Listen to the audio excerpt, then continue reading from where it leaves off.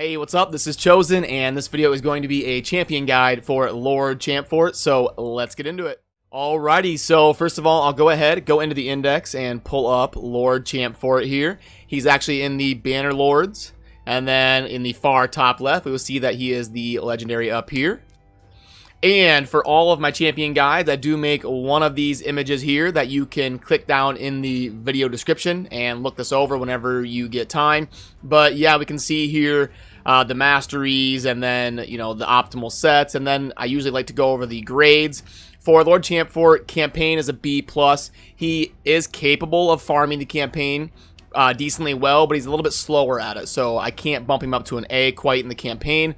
The clan boss, he is usable there because he has an attack down ability, so he's not just awful, but the clan boss is definitely his worst area.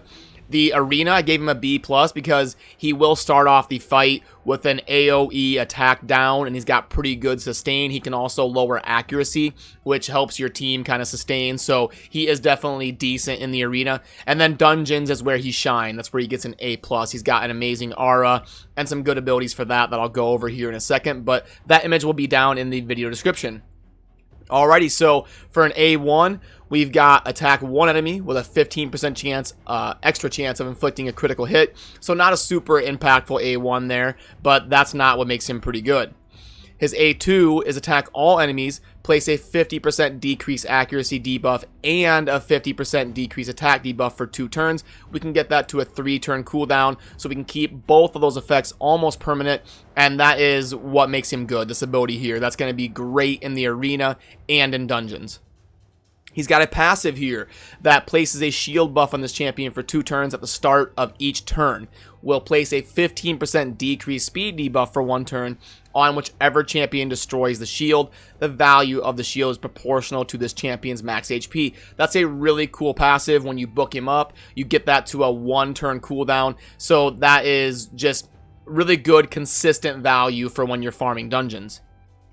And then the aura, increase ally HP in dungeons by 50%. This is an insane aura.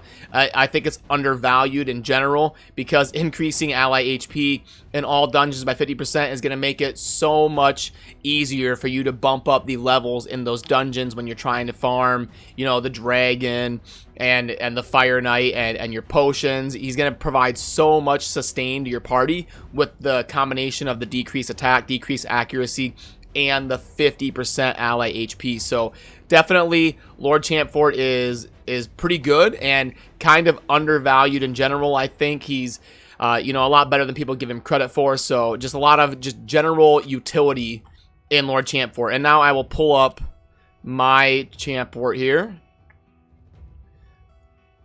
So he's going to be right here, and currently the way I have mine set up, I do have the lifesteal set on him just so that he can sustain himself, because I want my healers to be able to focus on my damage dealers. I don't like to wear the lifesteal set on my nukers, so I gave it to Lord Champfort so that he never has to get healed. He can sustain himself the whole battle.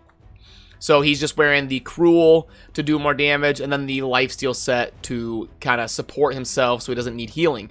And then for the main stats on our bottom pieces, we're going to obviously go with crit rate gloves so we can get as close to possible to that 100% crit rate. Our armor, we're going to want attack percentage. He is a damage dealer that has good AoE, so you're going to want to get attack percentage, and then ideally, you know, your crit, your speed, your accuracy on substats.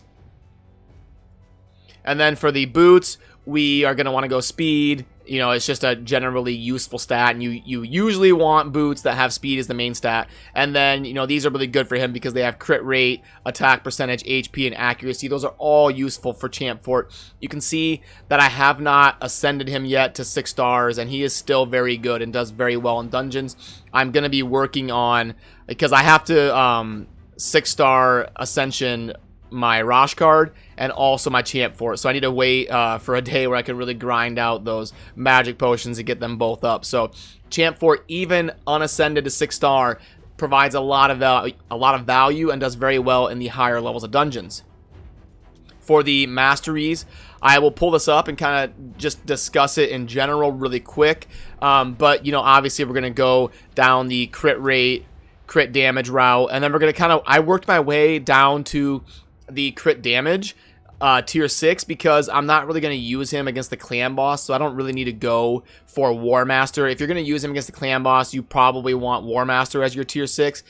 And then we're obviously going to want Master Hexer just to give us better uptime on the decreased accuracy and decreased attack. Master of Lore is just a consistent overall effect. It's actually not that good with Lifesteal. So the fact that I wear Lifesteal set, if I were going to change something, I would probably change this. But I went with Lore Steel so that I have a little bit of manipulation I can do with his build. I can take the Lifesteal set off of him if I get like better healing in a more sustained comp, and then I'll get more value out of the Lore of Steel. But as of right now with my current build, the Lore of Steel actually doesn't do that much for me. So if you plan on wearing the Lifesteal set permanently on him, you may want to reconsider having the Lore of Steel passive. And then I like to get this one because it makes him good in the Spider Den. You know, for your characters that you're going to be using to farm the Spider, you're going to want Cycle of Violence just to, you know, get those cooldowns down as you're hitting all of those little minions.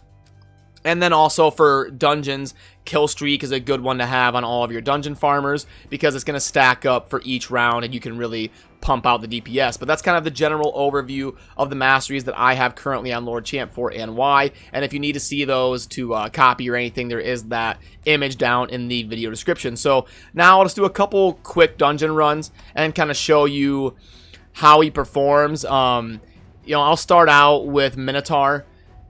Champfort is great at Minotaur farming because he can be your leader and help you just tank. The Minotaur hits very hard. He hexes you, and then he has that big AoE attack that's going to hit your party extremely hard. So Champfort can both decrease his attack and have the aura that really pumps up your allies' HP. So he is great for Minotaur farming. You could throw him as the leader, and he will really help you get to that stage 15. Where the grind becomes so much easier.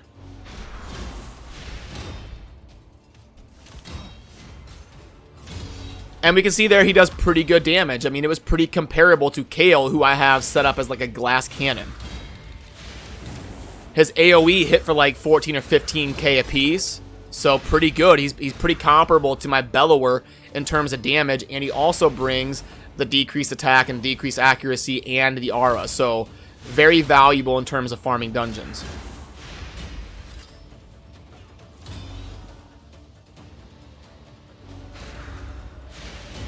Currently, this team is focusing on getting the scrolls directed to Coldheart. I pulled her on stream last night, so currently this Minotaur team is targeting the scrolls for Coldheart, and we can see there how the Minotaur did his hard-hitting attack, and we were able to barely tank it with Kale.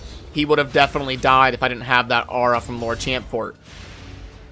And then that gives my Apothecary a chance to heal him, and it really speeds up the farming process having that huge HP aura. My Kale would have been dead, but instead he's alive, and he's able to pump out a bunch of DPS on the Minotaur.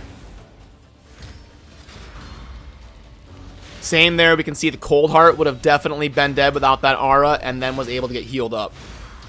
So just that aura alone probably saved me 20 or 30 seconds on this Minotaur run.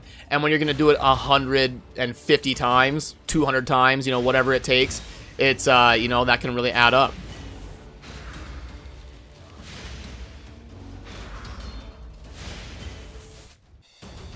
And then we can see here that he did pretty decent damage. Our Lord Champfort did 250,000 compared to our Bellower, who is really set up as a glass cannon, did 270. So we can see here that Lord Champfort brought an insane amount of value to my Minotaur farming team. I'll do one more dungeon here that he kind of excels at. He's pretty good at the dragon because you want a lot of HP versus the dragon. I'll kind of just do stage 15 here of the dragon. I can go a little bit higher if I do kind of the right, you know, composition and play a more sustained style, but, you know, we'll go with this one here. Just kind of do a standard run on auto and let you kind of see the Lord Champfort perform and how hard he hits and all that.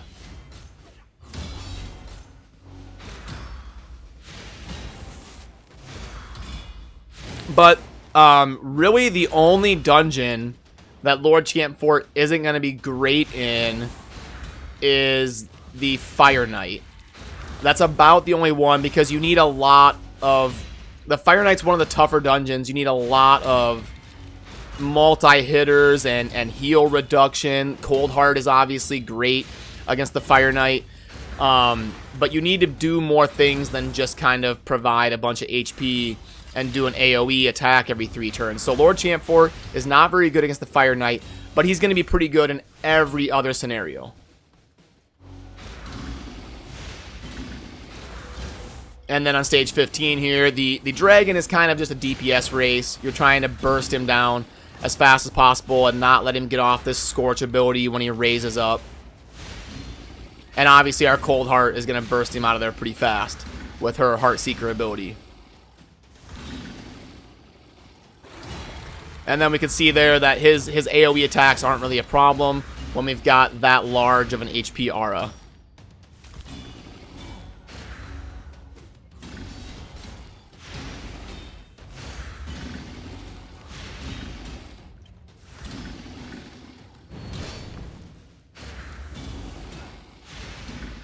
Now, the dragon is one that you have to kind of burst him down quickly, because if you're not doing enough damage, it can kind of snowball against you, and you can find your whole party dead once it starts to get out of hand and he starts landing those scorches after he raises up. Like right here in this phase, it can really snowball on you if you're not able to knock him out of that.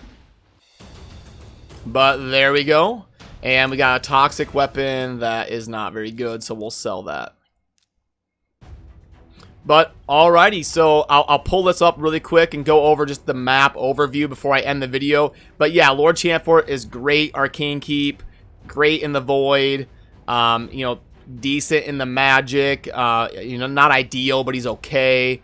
And same thing with the Spirit, he's okay. He's pretty good in the Force Keep, excellent in the Minotaur, good in the Ice Golem, excellent in the Spider Den, excellent in the Dragon Lair, and then pretty subpar in the Fire Knight. So that's kind of like his dungeon overview on the map there. So yeah, that's going to kind of do it for this video on Lord Champfort. If you have any questions, drop it down in the comments and I'll do my best to help you out. So as always, thank you for watching. Have a good rest of your day. Peace.